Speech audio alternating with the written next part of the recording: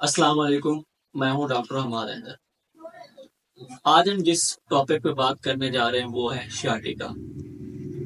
sciatica होता क्या है, कौन कौन सी वजूहात होती है और इसकी सिम्टम्स क्या होती है, हमें पता कैसे चलेगा कि ये वाकयातन sciatica ही है।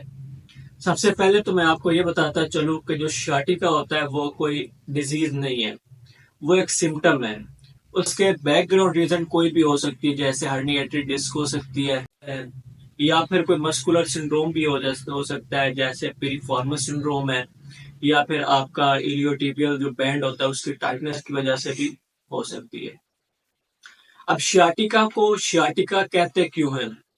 एक्चुअली हमारी जो लोअर बैक होती है ना, वहां से एक शियाटिक नर्व निकलती है। वो नीचे हमारी लेग्स को नर्व सप्लाई प्रोवाइड करती है। उसकी कंप्रेशन की वजह से जो सिम्टम्स आगे जाहिर होती हैं, हम उनको कहते हैं शियाटिका। तो इसलिए शियाटिका एक सिम्टम है, ये कोई एक डिजीज नहीं है। अब इसमें कौन कौन सी सिम्टम्स आती हैं? शियाटिका में कौन कौन सी सिम्टम्स आती हैं? सबसे पहले तो टिंगलिंग सेंसेशन आती है, ऐसे लगता है जैसे कीड़ियां रेंग रही हैं। कोई किसी एक टांग में होगी या फिर दोनों टांगों में। दूसरी, नमनेस फील होगी।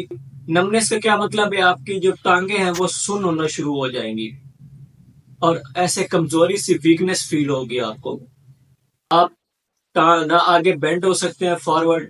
जैसे ही आप झुकेंगे, जो आपका दर्द है शाटिका का वो पहले से ज्यादा हो जाएगा।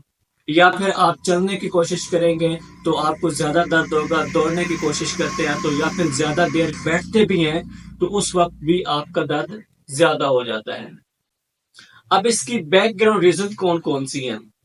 सबसे पहली वजह है हर्निएटेड डिस्क। जो आपकी डिस्क बल्ज हो जाती है, डिस्क जो होती है वो वर्टिब्रा जो आपके मोरे हैं उनसे बाहर निकल आती है। और इसकी जो मेन आगे से काज है वो है स्टीनोसिस। स्टीनोसिस का मतलब है कि जहां से स्टार्टिक नर्व वर्टिब्रा से निकल रही होती है ना, ये एक्चुअली निकलती है L4 और L5 के दरमियान से। अगर वहां पे इसके लिए स्पेस कम हो जाती है तो ये क्या, शार्टिक नर्व वहां पे कंप्रेस हो जाती है। उस कंप्रेशन की वजह से आगे आपकी टिंगलिंग सेंसेशन, नमनेस वगैरह फील होती है आपकी टांगों में। उसके बाद अब मस्कुलर रीजंस को हम देखें ना, तो उसमें हमारा सबसे पहले आ जाता है जी पिरिफॉर्मस सिंड्रोम। अगर पिरिफॉर्मस की जो टाइटनेस हो गया, स्टिफनेस हो गया, तो उसकी वजह से भी आपकी शार्टिक नर्व कंप्रेस हो जाती है और वही सिम्टम्स आपको आती हैं। अब हमें पता कैसे चलेगा कि जो हमारी बैकग्राउंड रीजन है वो मस्कुलर है या फिर आगे वर्टिब्रा का कोई इशू है, हर्निएटेड डिस्क है, स्टीनोसिस है, डिस्क बल्ज है, या स्पॉन्डाइलोलिस्थेसिस वगैरह कोई इस तरह की डिजीज है, तो हमें पता कैसे चलेगा? अगर आपका वो पेन, शार्टिक नर्व का पेन अगर आपके नीज तक, अगर आपके घुटनों तक जाता है, उसके नीचे नहीं जाता, तो ये आपकी मस्कुलर रीजन होगी। क्योंकि जो तीन मसल्स हैं मेन, पिरिफॉर्मस, इलियोसॉस और इलियोटिबियल बैंड, वो होते हैं two joint muscles. Two joint का क्या मतलब है कि वो दो जॉइंट से गुजरते हैं। पहला जॉइंट आपका हिप जॉइंट होता है, ये दूसरा जॉइंट होता है नी जॉइंट, यहां से ये मसल्स गुजरते हैं। तो इनका जो पेन है वो लिमिटेड होता है, सिर्फ आपके नी जॉइंट तक जाता है, उससे नीचे नहीं जाता। अगर बैकग्राउंड रीजन आपकी वर्टिब्रा से स्टार्ट हो रही है, L4 और L5 से, जो कि हर्निएटेड डिस्क है या डिस्क बल्ज है, या फिर उसमें स्टीनोसिस है या स्पोंडाइलोलिस्थेसिस है, तो उसका पेन आपका नीचे पांव तक जाएगा। क्योंकि यहाँ से नी जॉइंट से नीचे इसकी फिर आगे और दो ब्रांचेस जाती हैं शार्टिक नर्व की। तो वो क्योंकि मेन रूट काज का इशू है, तो फिर आपका पेन नीचे पांव तक जाएगा और वो आगे डिफिकल्टी और ज्यादा से ज्यादा बढ़ती जाएगी। अब आगे और कैसे, कौन कौन से टेस्ट हैं जिनसे हमें पता चलेगा कि वाकयातन ये जो पेन है वो शार्टिक नर्व की कंप्रेशन की वजह से ही है? सबसे पहले जो फिजियोथेरेपी में टेस्ट देखे जाते हैं, मेन दो टेस्ट होते हैं। एक SLR, जिसे कहते हैं स्ट्रेट लेग रेज टेस्ट। दूसरा होता है स्लम्प टेस्ट। वो अगर आप किसी फिजियोथेरापिस्ट को कंसल्ट करेंगे तो वही वो परफॉर्म करवाएंगे।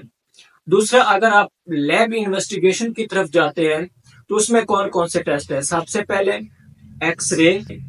उसमें हम देखते हैं कि वर्टिब्रा की स्पेस कम है या फिर नॉर्मल है। दूसरा, अगर कोई डिस्क बल्ज वगैरह है या डिस्क हर्निएशन है तो उसमें कौन सा टेस्ट है? फिर हम जाते हैं MRI की तरफ।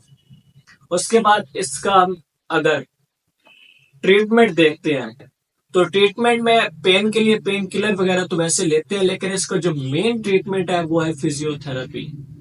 उसमें चंद मोडालिटीज यूज करते हैं और एक्सरसाइज यूज करते हैं, जिनकी वजह से आपका फिर पेन जो होता है वो खत्म हो जाता है। और अगर आपका कोई स्ट्रक्चरल इशू है, वर्टिब्रा का इशू है, तो वो भी रिजॉल्व हो जाता है।